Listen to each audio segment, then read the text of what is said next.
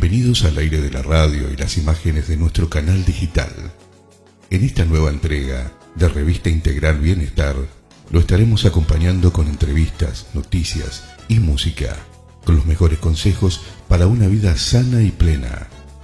Revista Integral Bienestar es una coproducción del Grupo OM y Grupo Integral Bienestar para sus plataformas y redes sociales. Con nosotros, su conductora María Magdalena Skrepnek y panelistas invitados. Hola, muy bienvenidos a este capítulo número 48 de la revista Integrar, dependiente del Grupo Educativo Integrar Bienestar.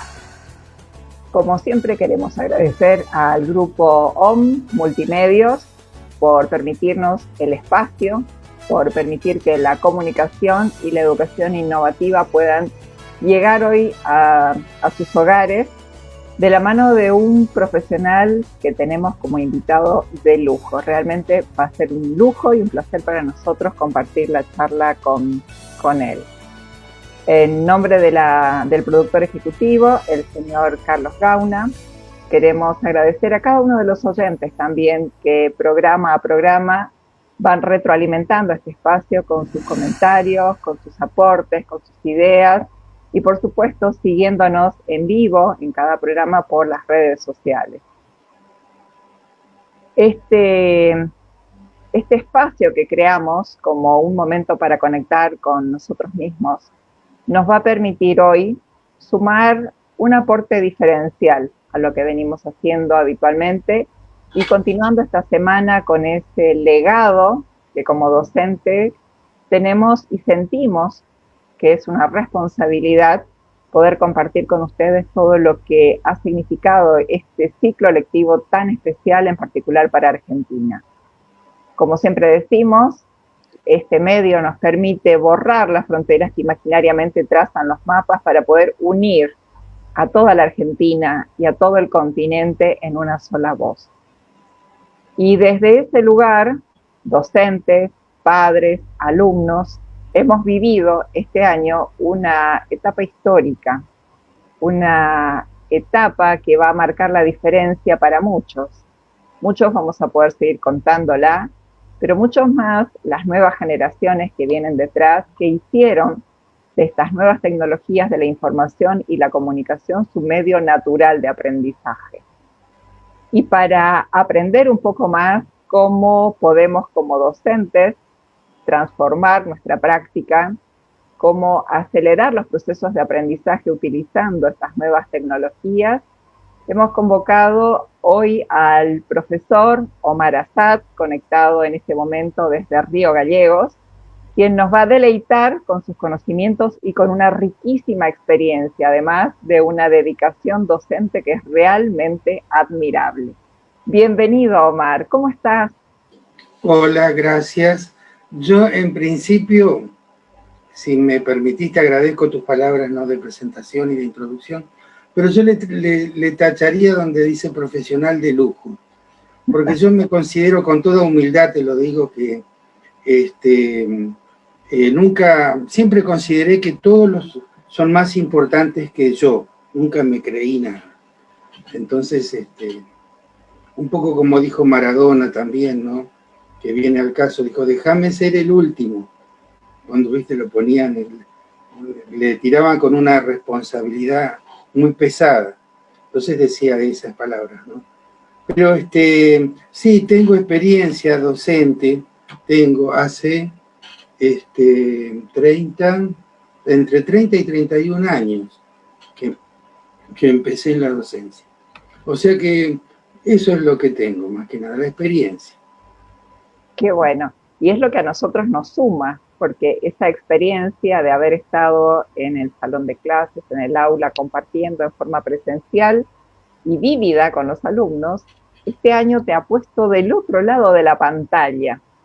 Y sería muy interesante que nos cuentes, Omar, desde tu formación profesional de base, cómo fue tu trayectoria y, en definitiva, que nos cuentes quién es Omar Assad. Bueno, yo te digo que cuando comencé a trabajar en la docencia, tengo anécdotas que pueden resultar interesantes, porque yo no tenía formación docente. Empecé en una escuela técnica de nivel secundario y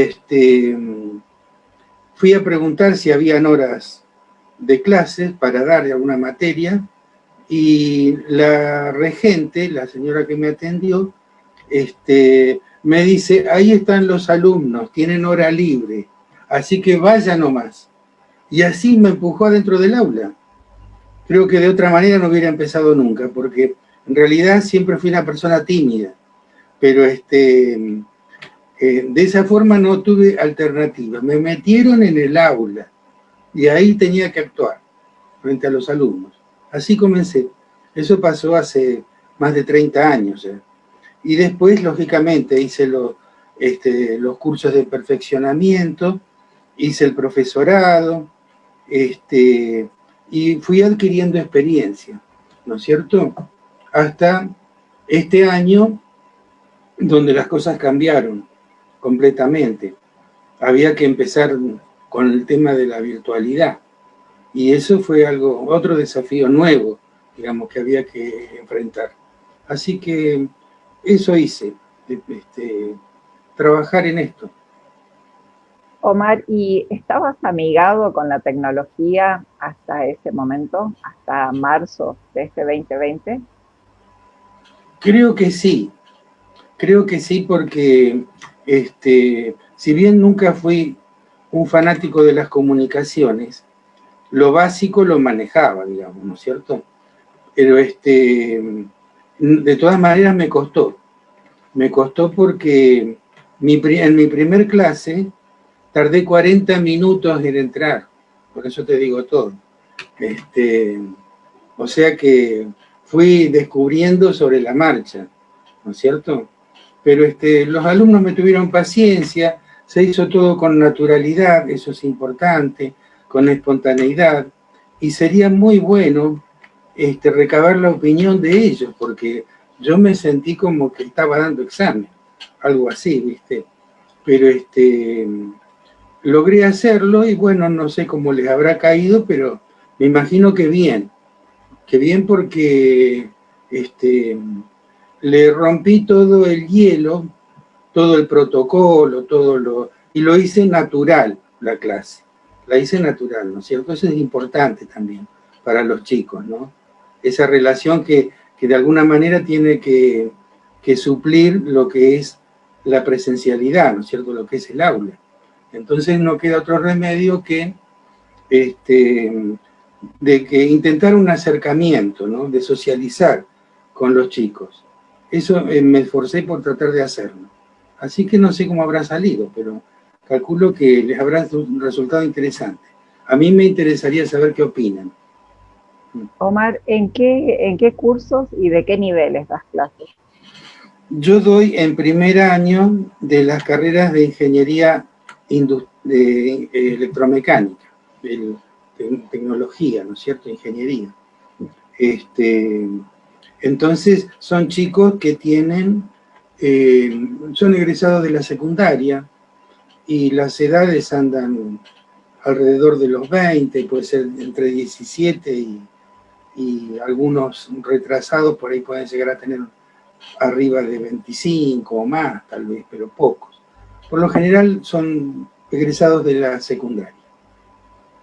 Bien, imagino que vos te preparaste para este ciclo lectivo como habitualmente lo hacías, con tu planificación, con tu malla curricular, con estrategias didácticas, pensando en la presencialidad.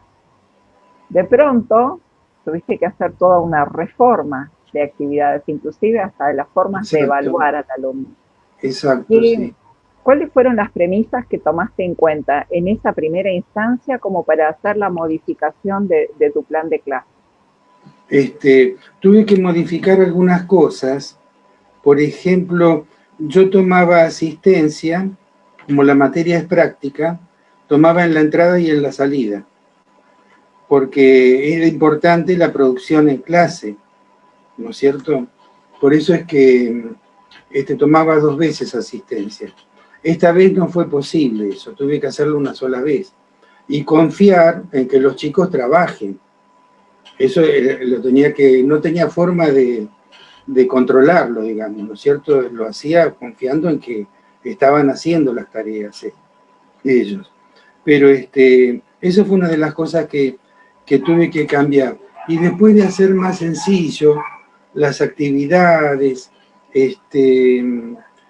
lo que sí me llevó mucho trabajo, las correcciones de esas actividades, porque tenía que mirarlas una por una y escribirles una devolución a cada uno, explicándole cuáles eran las observaciones, etcétera. Eso sí fue trabajoso.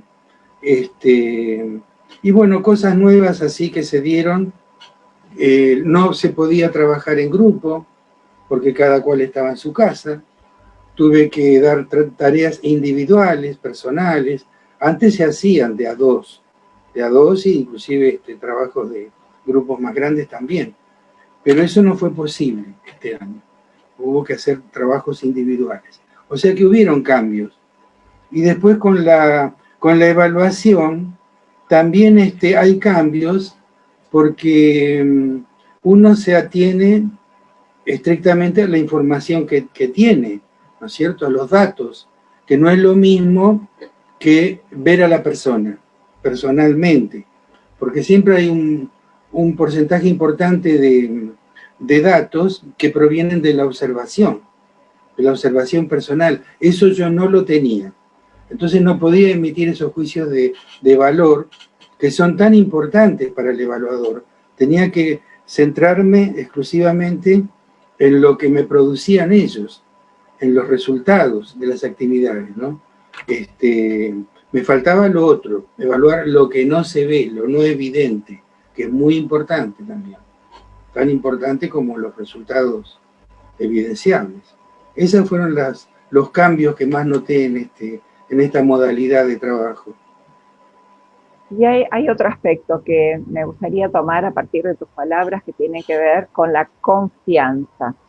Nosotros, cuando estamos frente al salón de clases o cuando estamos dando una clase presencial y durante el año, vamos generando un vínculo pedagógico con el alumno, ¿no? Nos vamos relacionando, nos vamos conociendo, vamos conociendo los ritmos de aprendizaje y los tiempos del alumno, el alumno va conociendo nuestras estrategias y nuestra metodología. En este entorno virtual, ¿cuál fue tu mayor desafío para sostener el vínculo pedagógico con los alumnos? Fue muy difícil esa parte, muy difícil porque los chicos son medios, yo diría, reticentes a encender sus cámaras y sus micrófonos.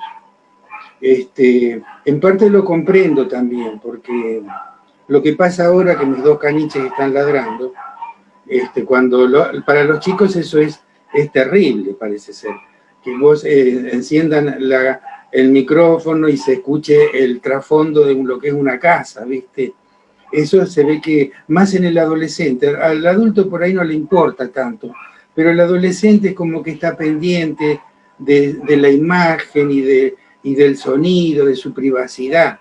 Eso es más celoso de esas cosas, el adolescente. Entonces, no tienen esa disposición a encender las cámaras y a encender los micrófonos. Y eso dificulta un poco conocerlos, dificulta un poco.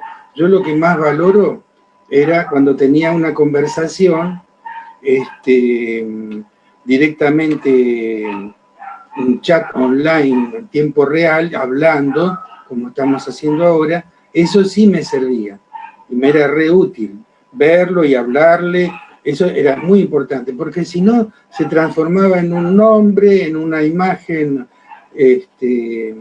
rígida, y me costaba mucho a través de los pocos datos que yo disponía, ¿no es cierto? Que era esa información que te digo evidenciable. Pero hay toda una subjetividad que se perdió, y esa subjetividad es muy importante. Es muy importante. Bien. En esta instancia, además de dar las clases en los horarios acordados con los alumnos, tenías por lo que dejas ver, momentos de conexión particular o de conexión individual con los alumnos.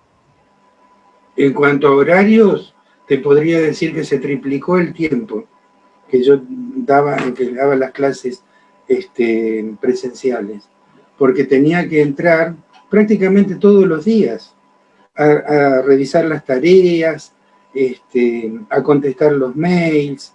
Era un trabajo a planificar justamente las actividades, las evaluaciones, los apuntes. De eso llevó muchísimo trabajo, porque muchas de las cosas que uno tenía preparadas de otros años, había que adaptarlas también.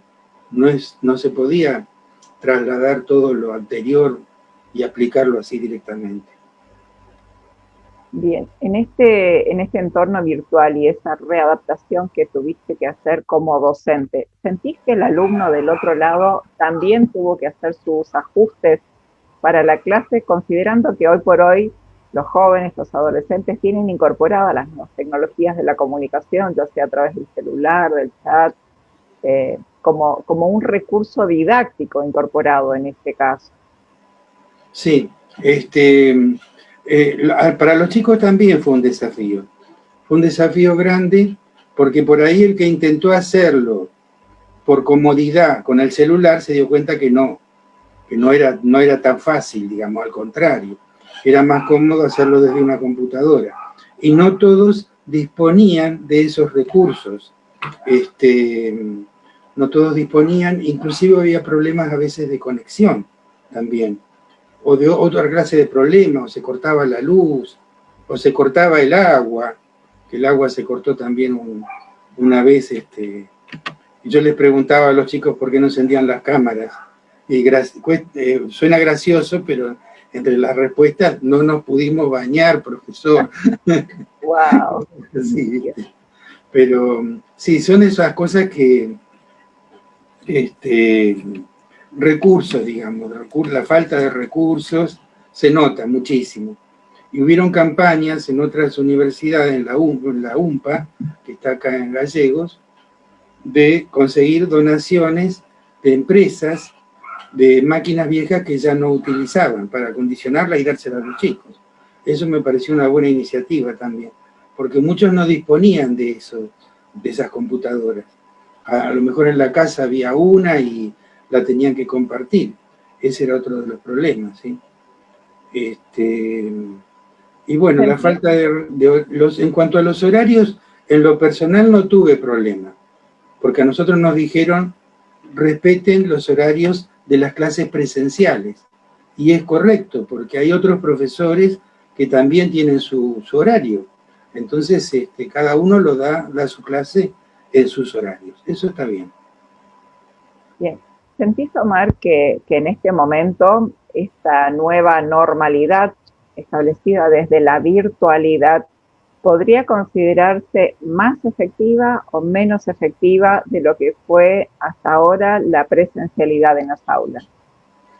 Tiene ventajas y desventajas. Hay cosas que salen bien, hay cosas que, como te decía, se perdió mucho de la presencialidad, porque todos sabemos que el currículum no es lo que está escrito, ¿no es cierto? Sino es lo que realmente sucede en las escuelas y en las aulas. Ese es el aprendizaje. Entonces, el verdadero currículum oculto, que no por ser oculto es algo malo, encierra cosas muy importantes que tienen que ver con la socialización. Entonces, ese tipo de cosas se perdieron, esos contenidos, digamos, ¿no es cierto? Que lo que entraría dentro de la parte actitudinal también se perdió. Lo que no se perdió son los otros contenidos que son más bien conceptuales. Ese tipo de contenidos uno los puede trabajar. O sea, se puede estudiar, enseñar y estudiar sin problemas si se trata de leer un material, de preparar un examen, pero ¿qué se sacrificó? Como te decía, se sacrificó todo lo que encierra el entorno social. Esa parte sí se perdió.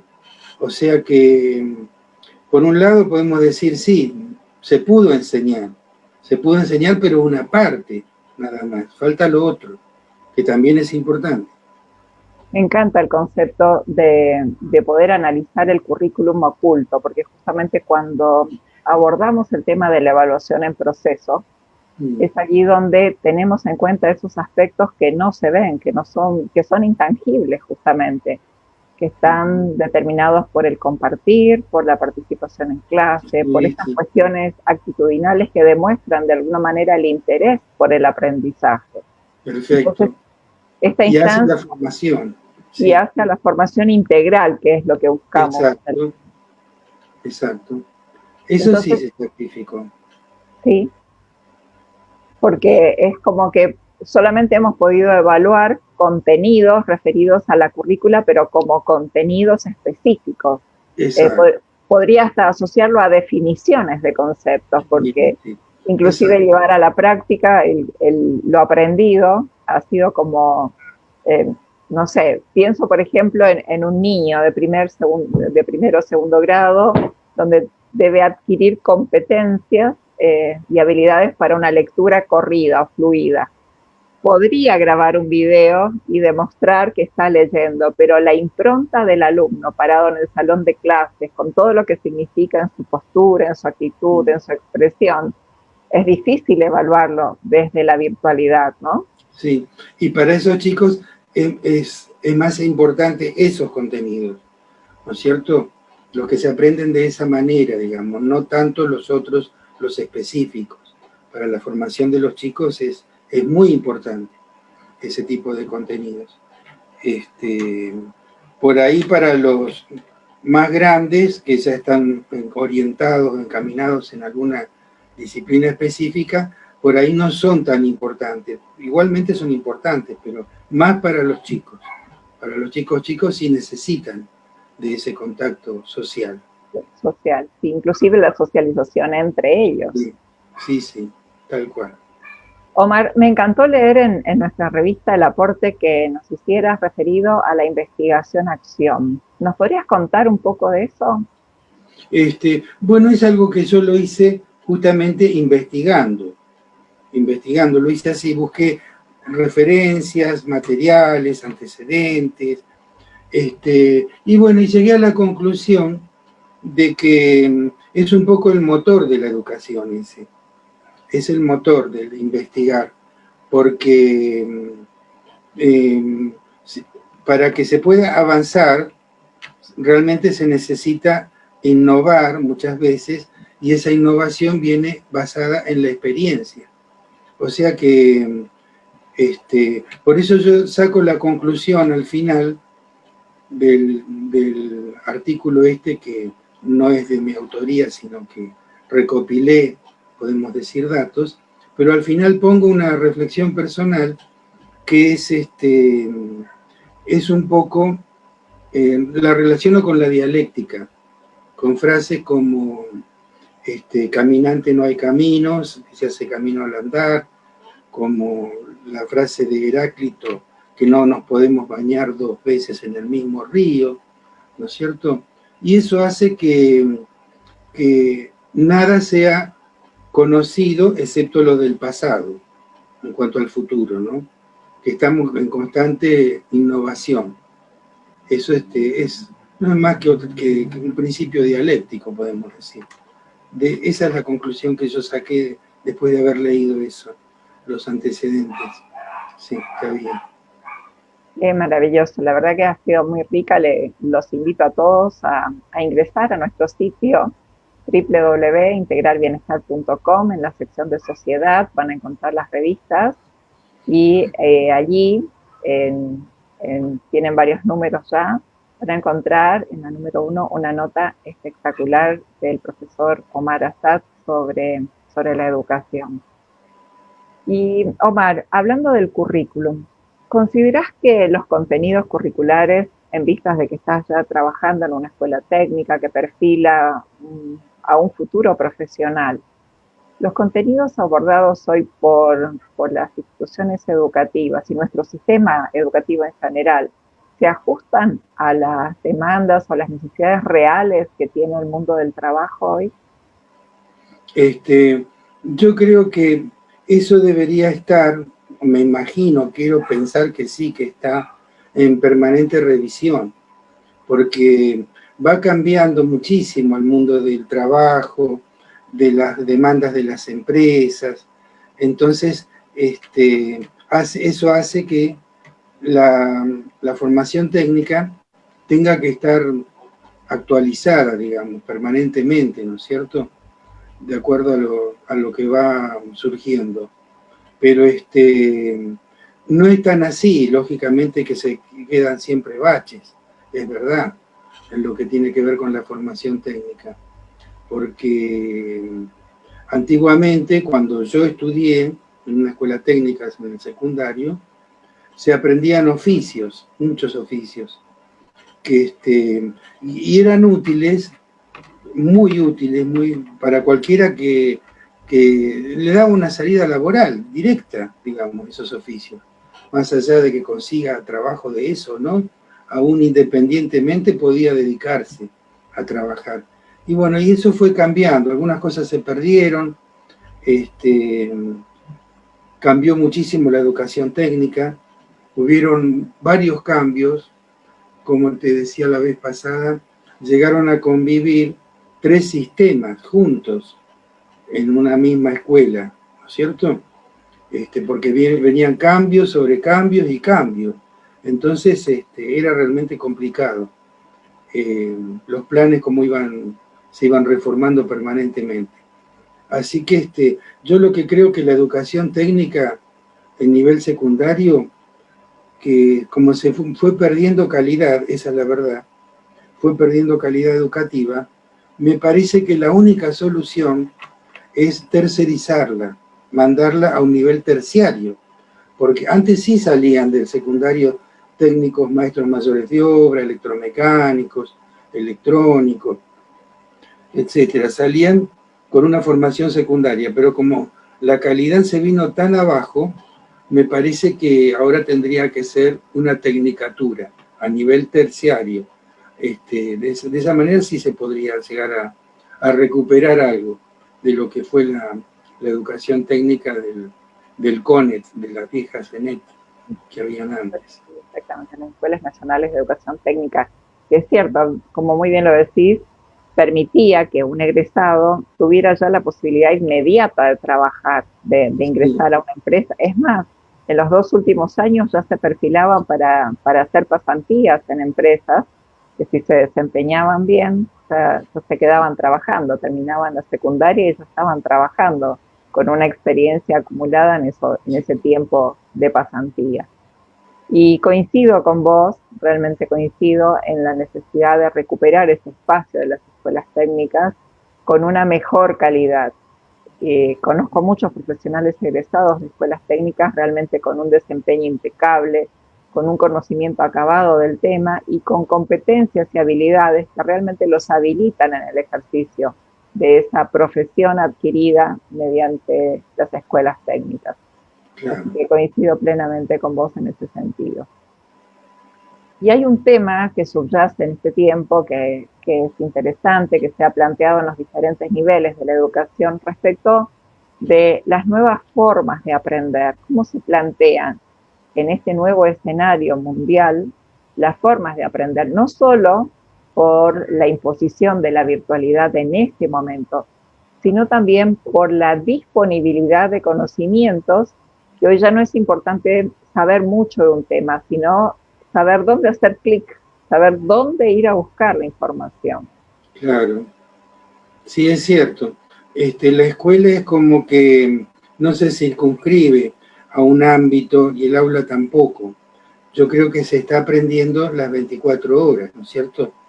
Y más los chicos que están en contacto con otros medios, con la tecnología, que se van formando no solamente en la casa o a través de las comunicaciones o cuando se puede en otros ámbitos como un club o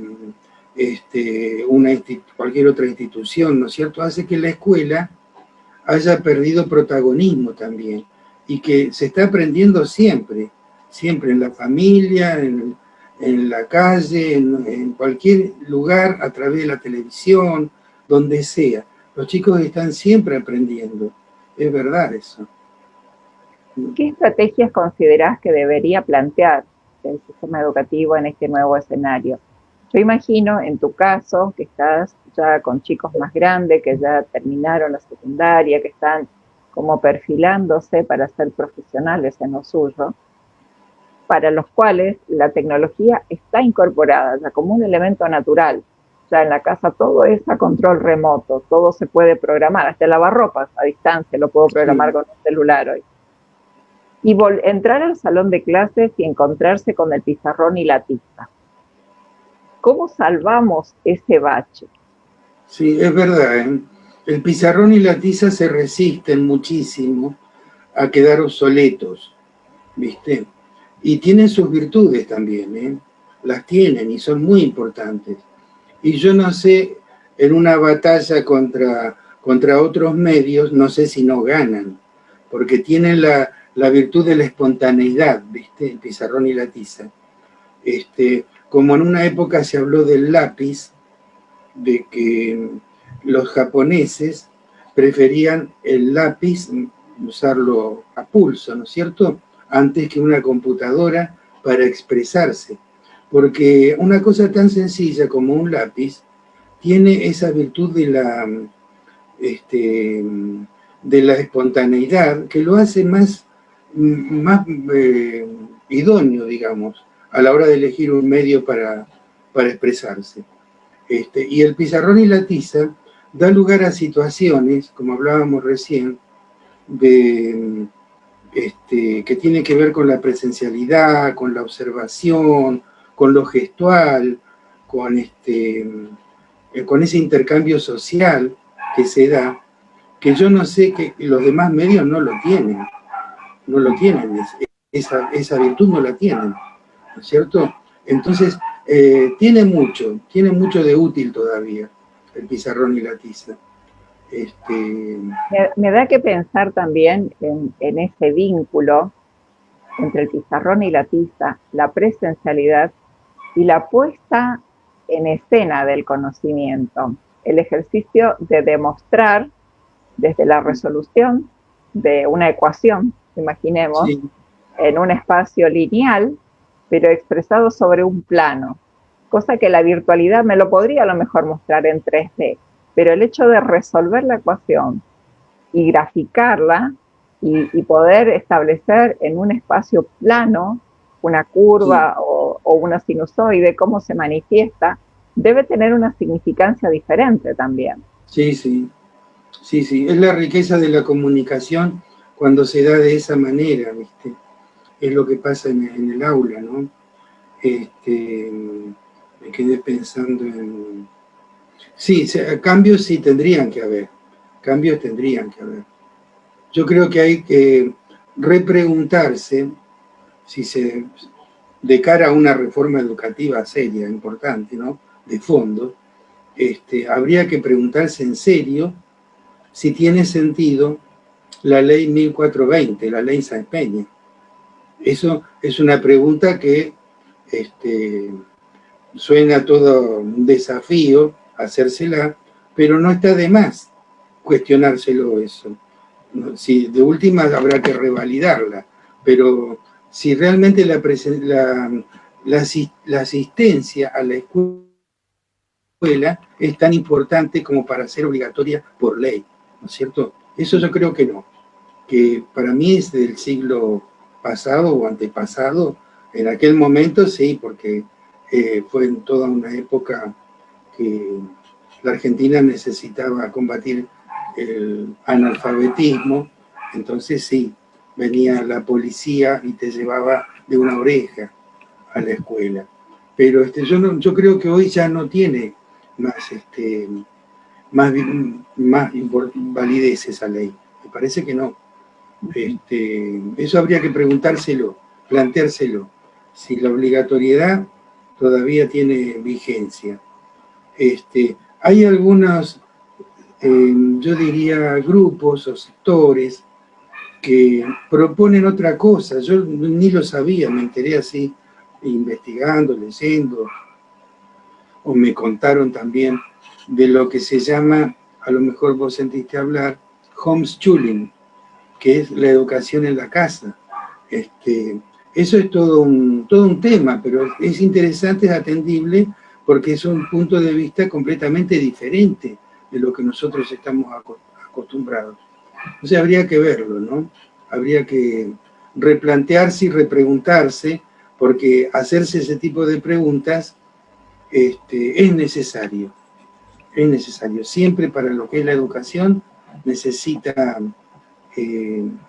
asumir esos desafíos, enfrentarlos, digamos. Innovar o romper paradigmas. Hay un concepto que se está acunando que suena muy fuerte en los últimos tiempos también, que tienen que ver con el flipped classroom y el flipped learning, es decir, la forma de aprender y de dar clases invertida, que tiene que ver un poco con esto también.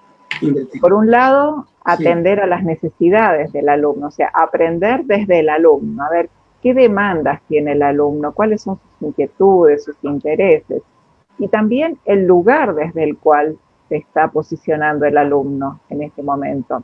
Esto que decías vos es un tema que a mí me apasionó hace algunos años, en ambientes donde los climas son muy agrestes y ya la conectividad era mucho más fluida de la que nosotros podíamos disfrutar en Argentina, pero saber que un alumno podía recibir a diario las clases a través de internet en su casa, resolverlas en compañía de su padre, de sus padres, hacer la devolución, al otro día recibir la corrección junto con la nueva clase del día, a mí me pareció una cosa súper futurista. Y sin embargo, este año lo vivimos aquí en Argentina también. Sí, tampoco hay que asignarle un rol tan endiosado a la tecnología, ¿no es cierto? Si bien porque si no pasa a ser la tecnología, pasa a ser el contenido principal, como que terminamos aprendiendo una herramienta. Y en realidad ese no es el contenido más importante. Es la herramienta simplemente, es el medio. Pero hay otras, lo que tenemos para aprender tiene que ver con, como vos decías, con la formación y con los intereses de los chicos. Realmente que les sea útiles para ellos, para su formación y también para su trabajo. Omar, y en este contexto, en este escenario donde los chicos están en sus casas y donde tienen a disposición a través de las tecnologías de la información y la comunicación, y llamémosla así porque son muchas, no es que solo sea internet el único medio, sí, pero la posibilidad de poder investigar sobre un mismo tema en diferentes lugares, ¿ha sido enriquecedor desde tu perspectiva, en el sentido de que se trasunta en una producción del alumno que sea genuina, o se manifestó más el copy-paste? Claro, el copy-paste, eso te iba a decir, que es muy fácil ahora conseguir información, investigar, sabiendo dónde hacer clic, como bien dijiste vos. Entonces, yo no sé hasta qué punto esa información está internalizada, si está procesada, ¿no es cierto? Si el alumno la resignificó de alguna forma o la reelaboró, porque eso es muy importante también, ¿no? Que haya una producción propia, pero por ahí pasa también por la estrategia de cómo preguntar o qué utilidad darle a esos datos, o qué aplicación darle, ¿no es cierto?, para combatir un poco lo que sería así el copy-paste. Es verdad, porque se consigue muy fácil información, o como mínimo pedir manuscritos, eso sería otra, ¿no es cierto?, porque es el manuscrito, como decían los profesores de antes, que cuando yo era chico, el que se machetea aprende, porque copia, escribe, ¿no es cierto? Eso pensaban antiguamente algunos profesores. Y en este año tan particular para nosotros, vamos a poder evaluar los resultados recién el año que viene, cuando hagamos la evaluación de la calidad educativa para este 2020. Exacto. Desde tu perspectiva docente, ¿cuáles son las expectativas, de alguna manera, que se nos presenta de cara ya al 2021? Se va a sentir un impacto en los chicos que, si bien ya se sentía de antes, ¿no es cierto?, que el traspaso de un nivel a otro tenía falencias, tenía deficiencias. Es probable que ahora se sienta de nuevo, tal vez un poco más acentuado, ¿no? No sé en qué áreas se notarán más que en otras, en algunas áreas se va a notar más que en otras, pero sí va a haber un impacto de eso. Va a haber un impacto, inclusive en muchos casos, tal vez haga falta repetir otra vez esas clases. No estaría de más, ¿no? Si no han dado resultado, o los chicos no se interesaron, o no sirvieron, no sirvió lo que se hizo, sería necesario repetirlo. ¿Consideras que sería necesario al inicio del nuevo ciclo escolar hacer una revisión profunda de los resultados de aprendizaje a los efectos de poder corroborar la internalización de estos contenidos aprendidos de esta manera en este año? Perdón, no te entendí la pregunta. Si considerás que sería necesaria una revisión antes de iniciar el ciclo lectivo, una revisión a modo de evaluación diagnóstica, llamémosle, sí, para poder corroborar si realmente los alumnos lograron internalizar los contenidos que se desarrollaron en este año o no. Sí, la evaluación inicial, diagnóstica, es importante. Es importante porque eso va a arrojar resultados, digamos, sobre el piso, el punto de partida, que pueden llegar a haber sorpresas sobre cómo vienen formados los chicos. Es importante. Pero también hay una puja, diría yo, contra lo que se considera que es perder tiempo, repetir. Y para mí no es siempre perder tiempo. O sea, aprobar por decreto, aprobar por aprobar, o pasar a otro año, a otro nivel, porque sí, tampoco tiene mucho sentido eso. Entonces, hay que asegurarse de que no queden esos baches, que los chicos aprendan los contenidos que necesitan para poder seguir avanzando, porque si no, se van a llegar a resultados de que nos vamos a sorprender nosotros mismos de ver que hay chicos que no saben, que a lo mejor cómo llegaron a donde llegaron, y uno de golpe se da cuenta que con una pregunta o dos, dice, pero ¿cómo es posible que no sepa tal cosa, de que eso se da por ahí en la secundaria, o cosas así, ¿no? Pasa. Sí, tal cual. Imagino que en tu caso, al estar en primer año, es una carrera ya más que terciaria, más que técnica, ya es universitaria el primer año. Estás recibiendo alumnos que vienen de quinto año, de diferentes escuelas, de diferentes niveles a lo mejor. Imagino que de caras al inicio de este nuevo ciclo lectivo, va a ser también para vos un gran desafío poder nivelar a ese nuevo grupo de alumnos. Sí, sin subestimarlos, hay que tratarlos siempre como chicos. Pensar que no saben, no tienen la base, y esa es la realidad, no la tienen la base que necesitan. Entonces, hay que retomar para atrás, ¿no es cierto?, el hilo conductor, retomar hacia atrás, para generar un fundamento sólido, porque si no, se cae en un vacío, digamos, para poder trabajar nuevos temas. Pasa eso, hay que retomar para atrás.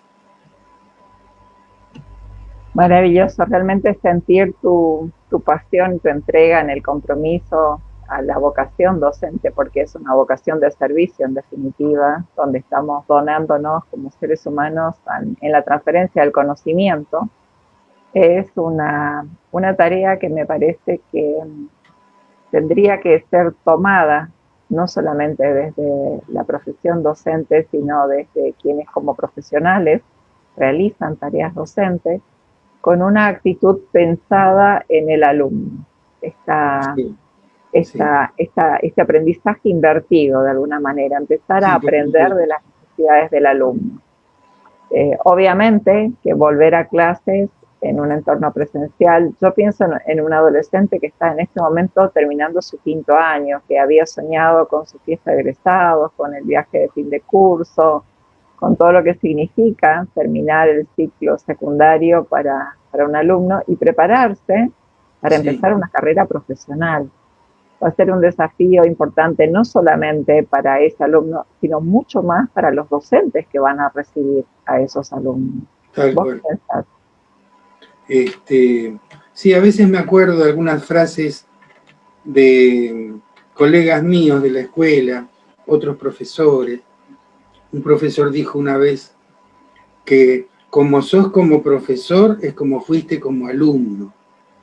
Y es cierto eso, es cierto. A mí realmente se me quedó grabada, me quedaron grabadas esas palabras, ¿no? De que hay profesores y profesores. Yo no quiero mandarme la parte ni pecar de falta de modestia, pero tengo algunas anécdotas que yo daba clases, por ejemplo, los sábados a la mañana, y nadie nos abría la puerta de la escuela a esa hora, a las 9.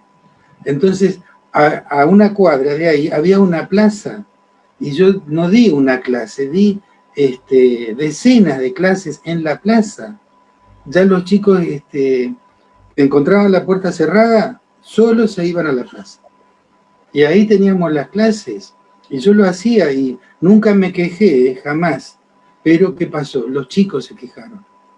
Se quejaron los chicos de que el profesor nos da clase en la plaza. Entonces que nos tuvieron que dar otro horario, distinto. Pero fue una experiencia muy linda, porque a mí me van a recordar por eso, de que jamás dije no hay clase, jamás lo dije.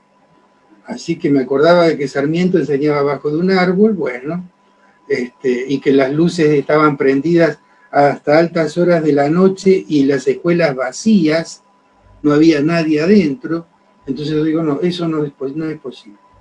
O con no sé cuántos grados bajo cero en invierno, se cierra la escuela por falta de calefacción.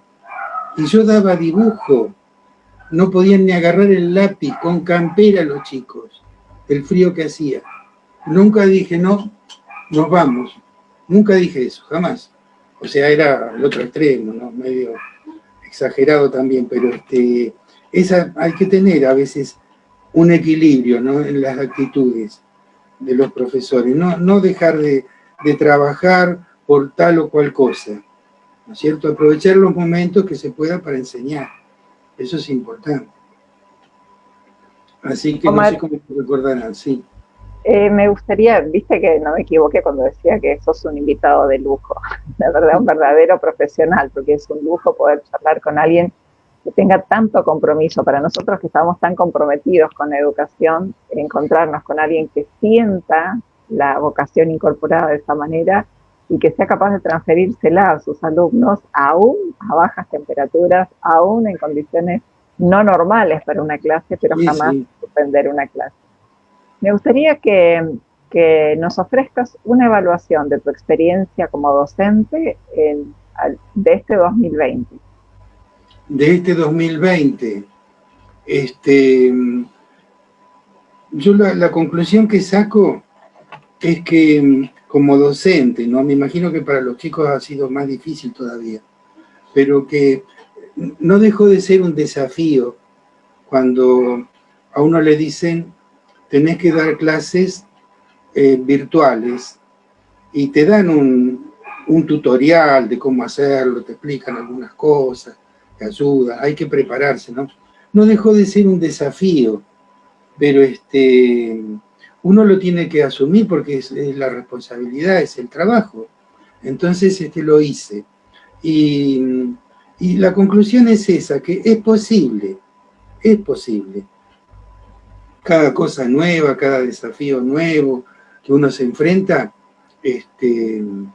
bueno, ¿qué puede ocurrir? Que no nos salga, que no podamos, bueno, pero vale la pena el intento, vale la pena esforzarse, probar, y bueno, por eso te decía el otro día, terminé feliz de haber cumplido, de haber podido hacerlo, porque lo hice, sí, di las clases perfectamente por Zoom.